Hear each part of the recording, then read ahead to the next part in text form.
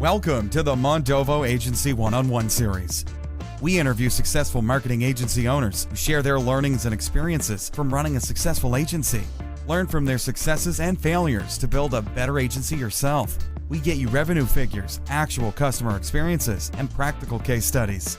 The Agency One-on-One series is brought to you by Mondovo. Mondovo is your ultimate all-in-one tool set that saves you hundreds of hours a month in managing your SEO and social media campaigns. Hello everybody, thank you very much for joining another great episode of Mondovo 101 series. My name is Bala and I'm your host. Today we are going to talk to Josh, who is the founder and a Conversion SaaS Copywriter at Sway Copy.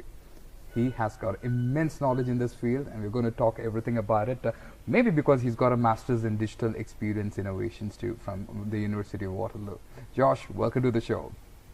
Thanks for having me. Really excited for this. Fantastic. Very good. The pressure is ours. So Josh, like I said, we've been waiting to talk to you for a long time, and finally we have this opportunity to talk. And I have thousands of questions to you. Let me kind of put these things for the viewers and the listeners who are talking to us. Josh is a superpower user in inbound.org. All you want to know about is, his knowledge wealth is actually over there. And most importantly, we have been actually in the conversation and we've been doing some kind of research before, and where we did find that the last 1 year, everything what Josh did was not the normal way, but despite that, everything fell in places, almost like around $100,000 in business by doing everything wrong, like the way we marketers keep saying that you got to do this or that. So that's a pretty interesting story, Josh. So tell us everything. Let's start with why SaaS and why you kind of took up this field. Let's start over there first. Okay, sure. Yeah. So my reason for picking SaaS, there's quite a few of them actually. The first one was before I got started, I was 100% committed to selecting a niche and sticking to it, which if you've done any research, like looking for a copywriter for your business, you know that most copywriters don't choose a niche at all, right? They kind of just, I'll write whatever you want me to write. And I saw that as a huge disadvantage. Of course, they kind of appeal to a bunch of people, but with you guys, for example, being a SaaS company, if you were looking for a copywriter, are you going to choose the person who has testimonials from pet stores and e-commerce, blah, blah, blah, or someone who's just like SaaS companies, right? Absolutely. Yeah, so I start with the big advantage. The other thing is it's kind of what I knew. Before I jumped into this, I led marketing at a SaaS startup. So I kind of knew the language, I knew the landscape, I knew who the big influencers were.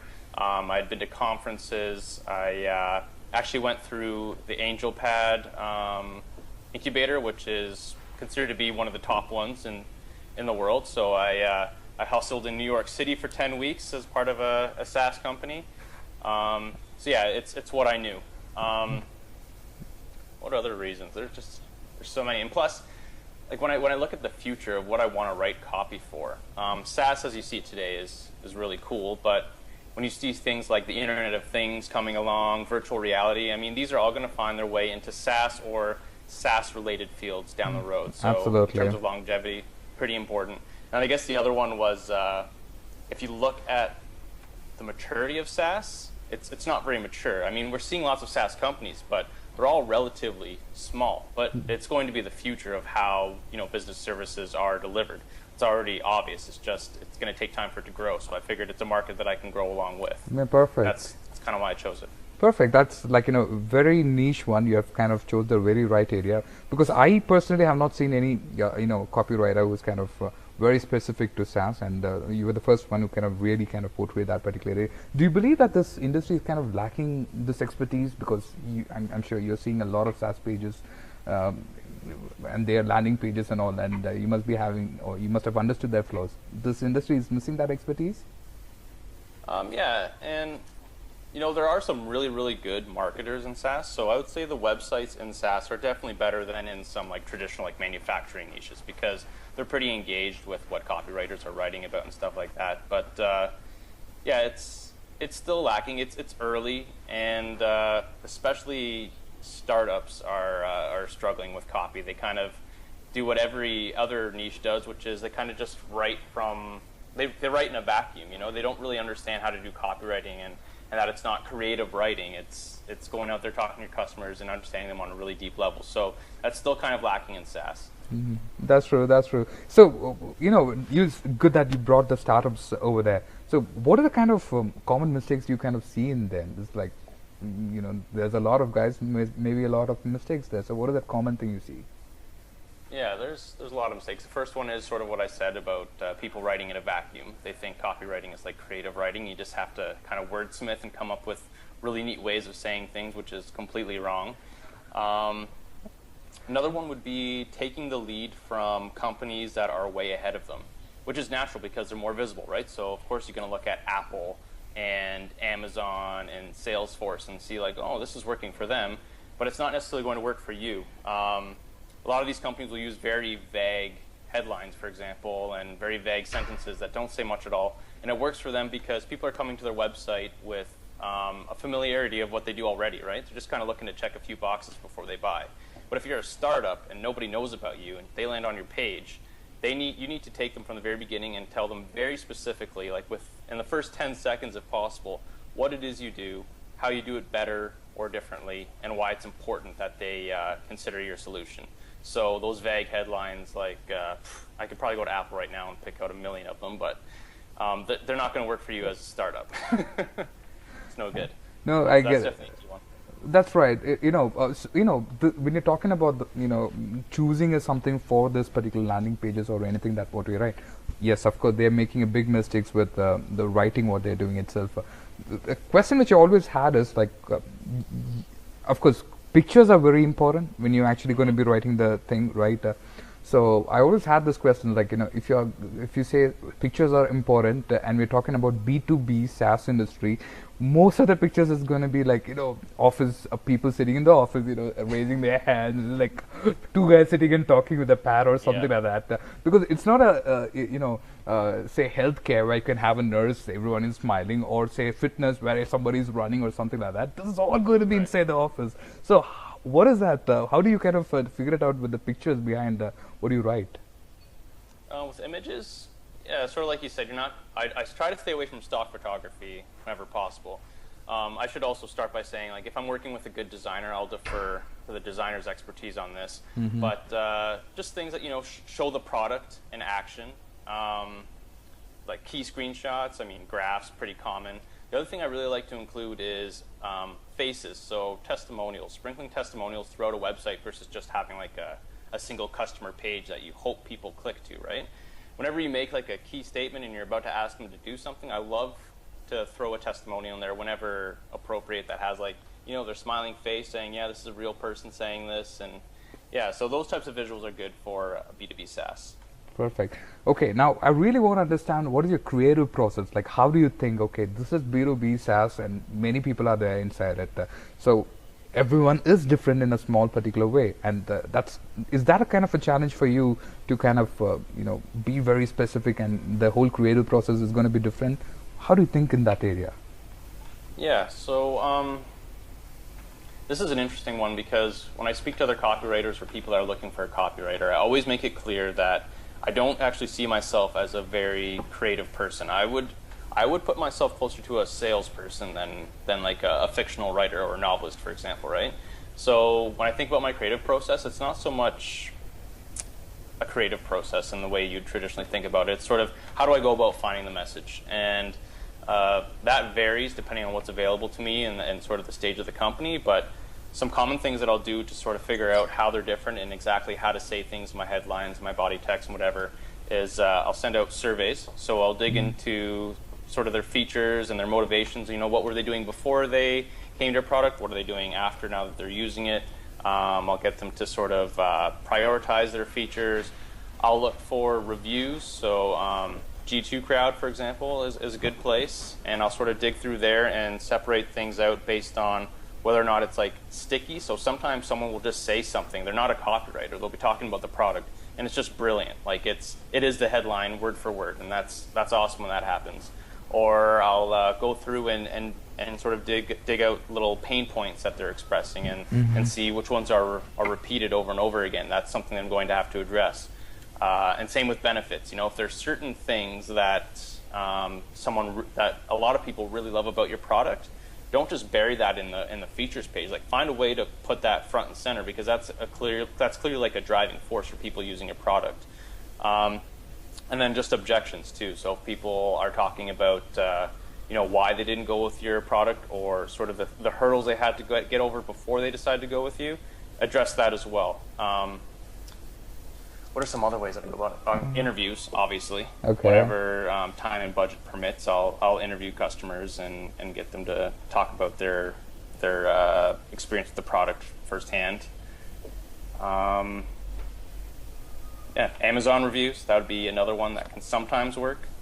If you're familiar with Joanna Wiebe at Copy Hackers, it's something that she really is a proponent of, so I completely stole that from her.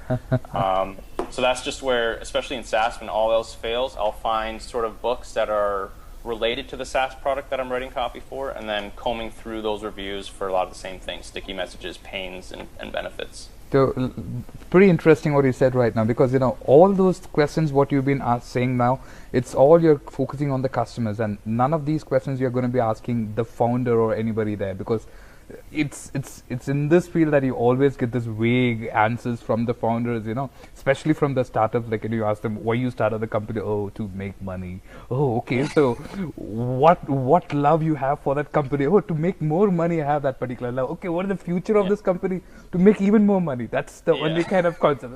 And you have to kind of create a landing page and a 600-word copyright out of that particular message, which is absolutely nonsense, right? It's good that you're absolutely focusing on the customer who's absolutely using the product, getting the message from them. That's pretty cool. Do you have any kind of any poor kind of copy that kind of you made the changes and things kind of worked out over there? So I won't name clients in this particular case. I don't like to sort of speak badly. They did the right thing by trying to find some good help, so I'm proud of them for that. But let's think of some things I can talk about without identifying them.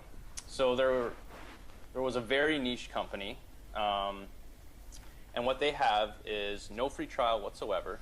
It's a $200 a year subscription, and what you get is some very niche information. Like, they produce the best information in the market, plus some software as a service tools.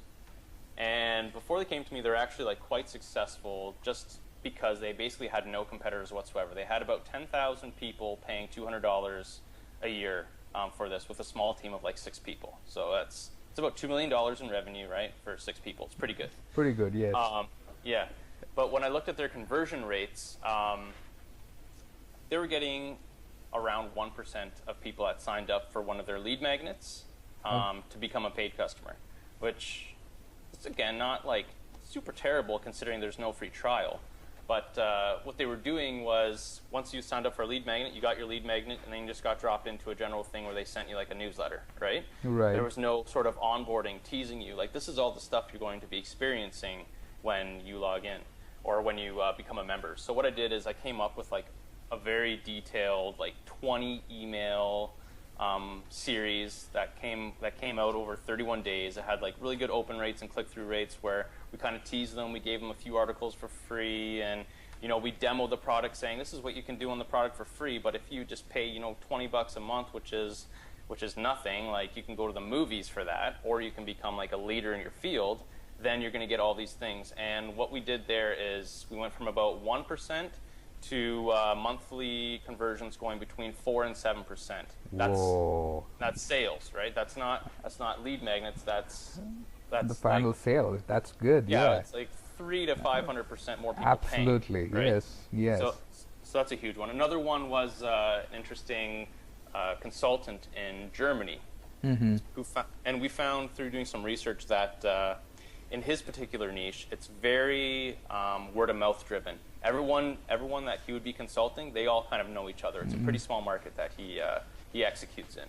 So we experimented, and we just went way over the top with this. And when you land on the landing page or on his homepage, it's basically a title, a headline that kind of picks away at the pain point that he solves, and literally just faces and testimonials. That takes up the above the fold. And these are all faces that anyone that he would be consulting would completely recognize. They're all saying good things about him, and that also had a pretty tremendous effect.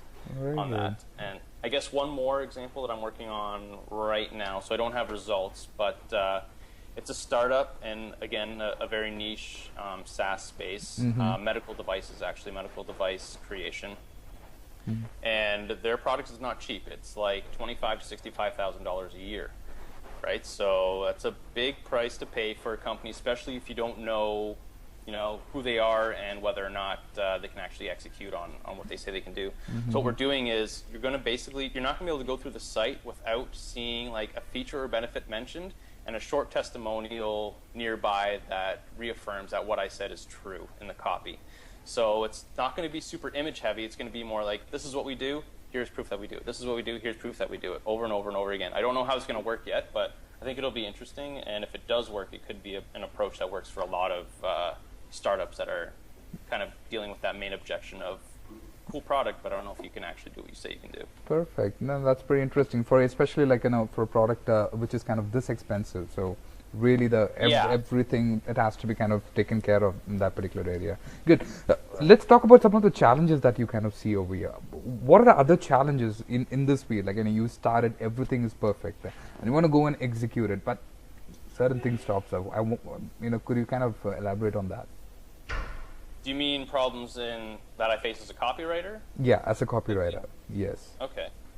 Well, there's quite a few challenges, but one of the main ones that I run into, and a lot of fellow copywriters talk about it as well, is because it's just words that I'm writing, it can be very difficult for the people that I'm writing copy for to take my copy and just implement it. Just completely trust that I did my homework and implement it. Because a lot of the times it's going to be very different than what they envisioned. Because as you had mentioned, when you write copy for your own company, it becomes more about like, I want to communicate my vision to these people, and I think my product and all these features are so awesome that I'm just going to tell them all about it, and you just do like a brain dump. Whereas when you take the customer-centric approach, it's going to be very different than what you'd write for yourself. So I'll hand over copies sometimes, and they'll be like, well, what about this feature, and what about that feature? I'll be like, well, I went through like 300 reviews, and not a single person mentioned that feature, so we can put that, not on your homepage, right? So getting people to not tweak your copy is a challenge. That is true. Always running. This is we have a inner joke over here, because people who hire copywriters, right, and what they write and give it, they will never understand like really what the copy is all about, because in the first place they've hired a copywriter to do that, so there's no way they do it. So we always say that the biggest challenge is a quick way or an efficient way to say that this kind of copy is going to work, because sometimes we have to put that copy, wait for the results, what has to happen over there. Do you have any kind of way to quickly assess the copy and prove it to the people there? It's not quick. I mean, testing takes time, especially if you don't have a ton of traffic, so there aren't really any shortcuts around it. I would just, to the founders out there that are looking at hiring a copywriter and sort of seeing that they would probably have this urge to edit it, I would just say, like, why are you paying someone so much money to do what you're going to do yourself? Like, some clients will literally take your work and just almost scrap it, and it's disheartening, and you wonder why they just paid thousands of dollars to do that. But yeah, there's no real shortcut. You've got to test it, and I would just say, pick a copywriter that you trust. And that's another reason that I chose a niche. I feel like it's less of a gamble for a founder when they see that, I read Jason Lemkin and Thomas Tungas. Like, I know all of the SaaS guys. I read Groove, HQ, Blog, because I have time to. If I were to be a general copywriter, I couldn't get that deep into any one market, right? So yeah, that's one way of combating it. That's one reason that I chose a niche. Perfect. Look, let's come to the point what you said right now. So when you're going to hire a copywriter for any agency or client, so what qualities that they should be looking for in a copywriter so that there is a good match? Yeah, so about 99% of copywriters are going to shoot me and say, when I say that you should pick someone who specializes in your area. A common argument is that, copywriting is copywriting. If you know how to write copy, you can do it for any niche. And it's true, you can probably kind of do it for any niche, but I would argue that you can't do it as well as somebody who just focuses on that niche. They're way more entrenched in it, for example, just like a recent example, I'm going to SaaStra conference in San Francisco in 2017 next year. Do you know that conference with Yeah. Jason Lemkin? Yes. Yeah, yes. so it's like the biggest SaaS one, right? And I'll Absolutely. probably be like one of the only, consultants, co-founders there or founders there that focuses on copy, because other copywriters aren't going to pay to go to that conference because it's just one of like 14 niches that they write copy for, right? Whereas for me, it's everything. So I'll be there and I'll be taking in all that knowledge. So choose a specialist whenever possible. And there are specialists in some of the strangest niches, like solar panels. There are copywriters that just write copy for solar panels. So choose that. Whenever possible, ask to see a portfolio. But also someone who was a new copywriter not too long ago. I know how annoying it can be when people are asking for your portfolio. So I wouldn't use it. I wouldn't base your decision just on a portfolio. I'd also be curious just to see how they actually like engage with the community. So almost all of my business comes directly or indirectly from inbound.org, right? And that's because I'm always providing a lot of insight there. So a copywriter that you go with should be pretty engaged. It shouldn't just be like sitting at home, waiting for jobs to come in. Just see how they engage. What kind of advice do they give in your market that isn't even necessarily just copywriting related, that shows that they are actually like engaged with your particular niche. So I'd go with that. And then obviously they got to be able to write. There's no way around that. Be curious to maybe ask them, what kind of books they read or what they've read. I think you can tell a lot by people by what they decide to read. I think that would be a pretty good start right there. Oh, very good, very good. That's a brilliant idea there. Okay, so now, of course, there is storytelling also part of copywriting. Now, bringing storytelling inside B2B SaaS, is that another challenge, or how is it? Yeah, I think it can look a little bit differently than if you're writing copy for like get rich quick and lose weight type stories, but case studies are still super, super powerful. I actually just read an awesome blog article this morning from Groove HQ about how they're doing case studies to grow their business. And it's super key. I mean, it shows that everything that you're saying you can do, you can actually do it. There's someone that's willing to put their face and their name to their testimonial that says, before I ran into this company, I was doing it this way, and it was costing me this much. I subscribed to their SaaS product or whatever, and now I've got these cost savings. I'm making this much more money. These problems are gone. You just tell that story over and over and over again, and you're golden. So that's how I would use storytelling for like B2B SaaS. Just like relentlessly collect your customer stories, turn them into videos if you want, or nice case studies. Break them out into testimonials throughout your website whenever possible. That's how I go about storytelling in B2B SaaS. Very good, very good. Okay, now storytelling, when you're talking about testimonials or case studies also, there's not much truth prevailing in this industry. I think you would agree on that. You have this fake testimonials, fake case studies coming in, especially on a discussion that you were doing in Inbound regarding what Neil Patel kind of puts in his website, and most of the people did agree that it's a very unethical thing, and that was a very good debate which was happening. Now, when you're writing case studies, got to be really creative in doing that particular thing, and also this ethical is double-edged sword, right? Because you just kind of overdo sometime, you are not actually telling the truth. You're actually overseeing something over there, just being a little bit creative. How do you address that? I mean, what is ethical, in copywriting according to you? Let me put it in that way. Yeah, this is definitely something that I'm still experimenting with, because and that I know that discussion you were talking about, and it was really interesting to see that there's marketers, and they're all over the spectrum. There are some that are closer to a journalist, and some that are just like a snake oil salesman. They'll do anything to get the sale. They don't really care about the human being on the other side. So I definitely don't have a definitive answer on what the ethics of copywriting is, but I would say that I'm somewhere in the middle. I shouldn't be lying. If someone clicks a link or buys a product, they should not be surprised by what's on the other side. I guess that would be like the simplest way of putting it. So that particular thing that you're talking about there, it was an ad, but it looked just like a blog post, and it had like a fake fake comments and fake social shares listed. So it looked just like a blog post. You click it, and it goes to a webinar landing page. To me, that would be just completely misleading because I clicked that looking for a blog post, and I didn't get it. And if you were to multiply that behavior, which I think is another way to look at ethics, the internet would become a very dark and unusable place. You know, like if I do a Google search and I can't tell which one is the Google ad and which is the link, it's a problem, right? So that would be my quick way to dig into ethics for a short call like this. It would, just don't mislead people. If yeah, I would leave it at that. In fact, misleading and also, or say misrepresentation also is another one. Because see, again, talking about Neil itself, of course, great marketer. I mean, if I have learned 10 things in today about marketing, it's like 8 things does comes from his blog. No questions about it. But talking about the other side, like there's one article what he writes is about 100,000 views in 1 year. There's one case study he's been actually writing complete a series on it, how he's actually building up some nutrition company and how he's kind of doing all the marketing trick to do it. I don't know if you saw that particular post or not.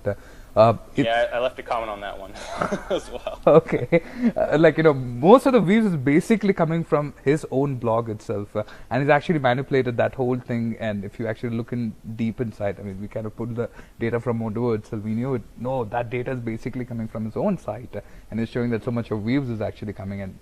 And kind of that's kind of really misleading people and telling that, okay, this is going to work, and that's not absolutely ethical. Right. I agree. I left a comment on that blog saying the same thing, that this experiment is completely useless. The only way it would work is if he started a nutrition blog, didn't say anything about it, his name was never attached to it in any way, and then in retrospect posted on, I think it was QuickSprout that he might have been writing this on, or neilpatel.com. And then say like, hey, I started this blog 6 months ago. My name wasn't attached to it. You guys didn't even know about it. All of my views are coming from places that aren't Neil Patel related. And ta-da, this is how I did it. That would work. But he didn't do that, did he? And interestingly, this is he kind of writes it, okay, this is the website I'm working on, and he kind of puts it in the blog. So obviously everyone is going to go from there to that particular thing, and it clearly has a link also going back to that. Yeah, terrible. But yeah. Right. But ethics is something very important, and especially it kind of starts with you, because copywriting is even more interesting, right? It kind of goes with the psychology behind it. You kind of put all the 5 persuasion techniques inside it, 5 to 6 persuasion techniques inside it, and then really think about every particular point and kind of tell them what, and we have to kind of balance it out and put it right. Perfect. Okay, so moving from that. This is one question I always wanted to ask is, when you go to those training courses, especially the landing pages and all, right, the testimonials, and it kind of goes on and on and on and on. It's the length of the page. It's like, oh yeah, I'm kind of convinced now, right? But in B2B SaaS, especially over here, what is the ideal length of the whole landing page should be? Is it like we should be kind of going on and on? Yeah. I would say there's one answer to follow that. It depends on a number of things. So I guess it would make more sense to discuss sort of what you need to consider, and that will go into deciding the length of your page. So first, the ask. You don't need a landing page that is 10,000 words to get a free 30-day trial, right? Because it's a small ask. You're just giving them something. Or same with like a white paper that you're just giving to them in exchange for an email address. That doesn't require a super long landing page. But if you are trying to sell, a $200 subscription without ever trying anything like I did, then a longer landing page is required. And I wrote some of those, and they were pretty long. They were like 5,000, 10,000 words long, some of these landing pages, right? So the ask, how big of a commitment they're required to take if they take a call to action. The other thing would be the objections, and you get this by talking to your prospects or people that have actually gone through the hoops and become a customer. What did they come to your website with in terms of objections? You got to address all of them, especially the big ones, right, before you get to your ask. Otherwise, you're going to get to your ask, they're going to have a bunch of unresolved questions, and be like, I'm not going to do this. What would be some other things that would go into the the length of the page. I guess the level of awareness when they get to your page as well. So if they get to your page with just like a slight idea that I might have a problem, it's a little bit annoying, I don't even know if it's worth solving. If they're coming to your page with that, then you need to go all the way from your little problem is actually pretty big, this is what it's costing you, this is what you'll get when you decide to fix your problem, these are going to be your benefits. These are all the people that are saying that everything that I'm telling you is true, and then you might get to the asks. So I would say those three things are going to be the big determinants in terms of like how long your page needs to be. It's not really about the length, it's saying all the things you need to say in order to get them from where they are when they land on your page to the place they need to be to click through. Perfect. And use all the persuasion technique inside it, like have the testimonial, this, that, and whatever kind of, right. Also have the timer running so that, this offer is going to end right now. You got to go and go grab it. You can do that. Sometimes I think it's not always appropriate, but like if I were writing copy for Salesforce, I might not have a timer because I think people sometimes associate that technique with, some shadier parts of the web. That's exactly what I'm saying. Like, the ethical part, we could kind of balance it out. That's not exactly the kind of offer that's going to end, obviously. Yeah. It's just an ebook that it's going to come out, and you kind of put a timer just behind it and say, hey, it's going to increase by another 69% if you don't kind of sign it out right now. Yeah, exactly. And sometimes it is okay, and it doesn't necessarily have to be a timer. Like, Paul, do you know Paul Jarvis? Yes. By any chance? Yes. Yeah. So he has a course, and it's generally a good practice when you're producing courses to not have it always open. You should close it for a period of time, run people through the course, open it again, because it does create some urgency.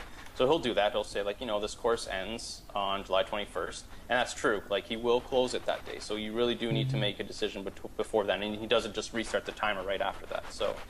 It has its place for sure. Just needs to be honest.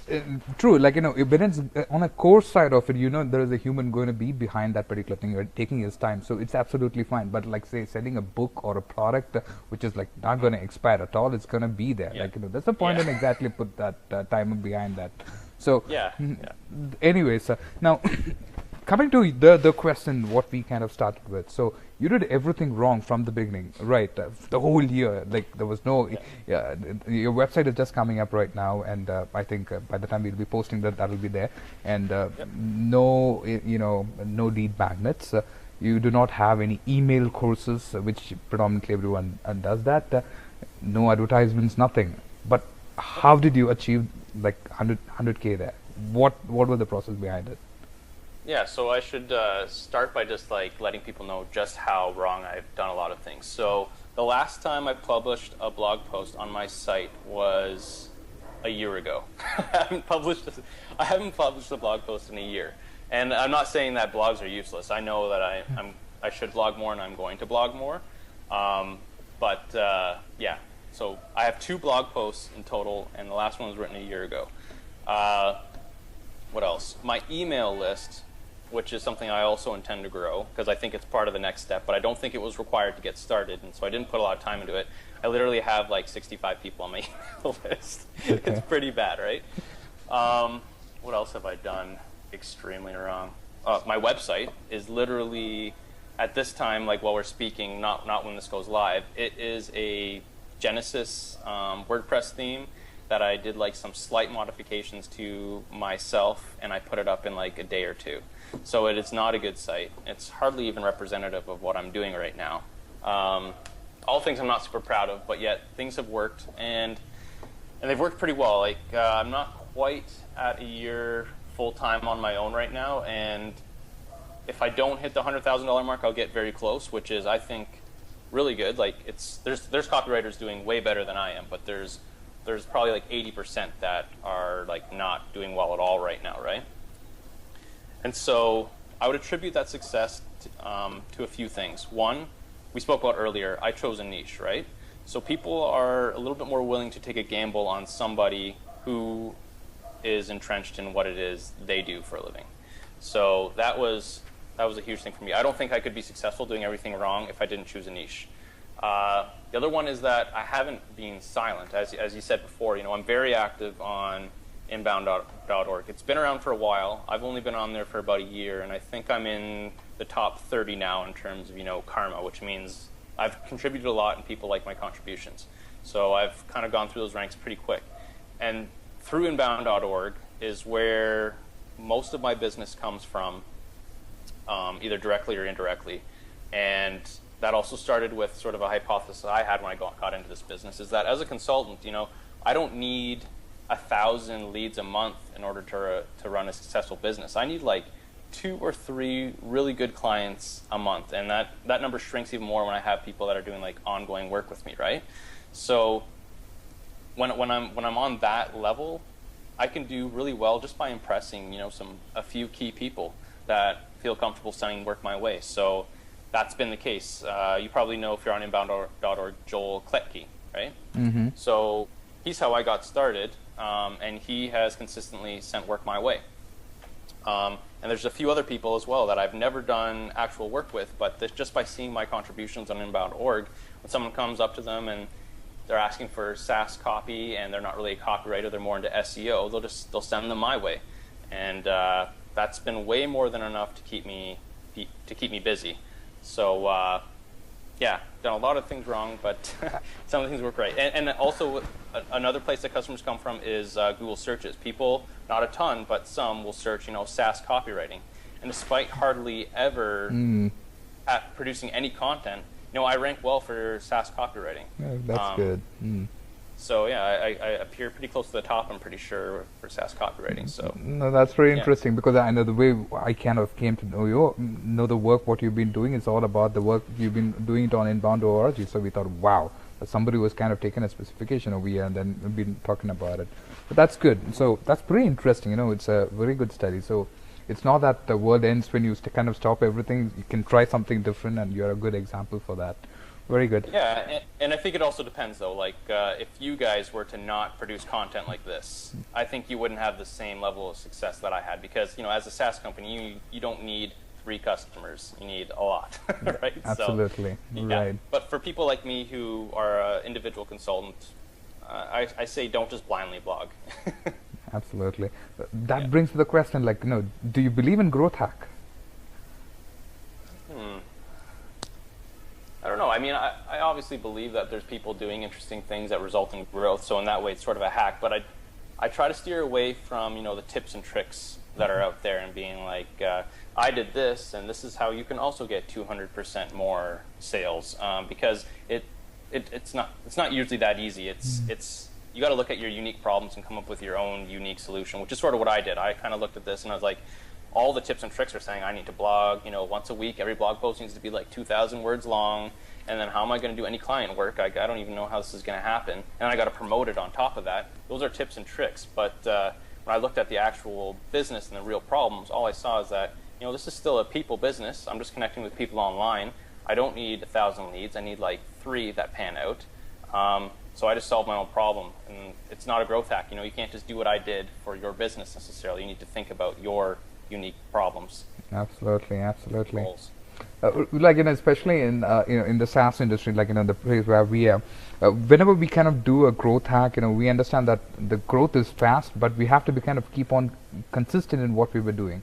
And when we stop that, we see that whoever has kind of come in is like already gone. Okay, so and it's very tough to do that.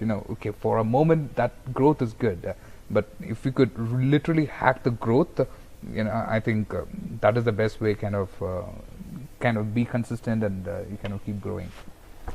Anyways, very good, Josh. There's a lot of learning I've really taken today. Okay, from from the way you actually kind of set things out, and the way we have to be kind of putting those stories correctly in every kind of pages. So many good things, and I'm sure readers are going to have a good time here. And if they have to connect with you, Josh, so quickly say where they can kind of find you. Yeah, so my website is swaycopy.com. You can connect with me on Twitter @swaycopy. Social media is another thing that I also do terribly wrong. So, I'm not that active on Twitter, but I am there. And otherwise, you can email me, josh@swaycopy.com. Perfect. The best ways to reach me. Perfect. And in case people who haven't seen Josh, just get into inbound.org. In every post you will definitely see him. So yeah, you definitely find him there. That's my little face, yeah. Very good. Thank you very much, Josh. Really appreciate your time here. Okay, and I'm like looking forward to kind of take another deep subject and talk about it someday again. And For sure. and good luck with the new journey that you are starting right now. And hopefully you kind of cross the 100 and then another 100 quicker and sooner by coming the next years too. Awesome. That'd be great. All right. All right. Thank you very much. You have a great time. Thanks for having me. Good. Bye. Thank you for listening to the Mondovo Agency One-on-One series. For information on show notes and transcription of this episode, visit us at mondovo.com. If you found the episode worth your time, please do spread the word. Tweet it, email it, and share it with your network. Do keep checking back for more new episodes. Till next time.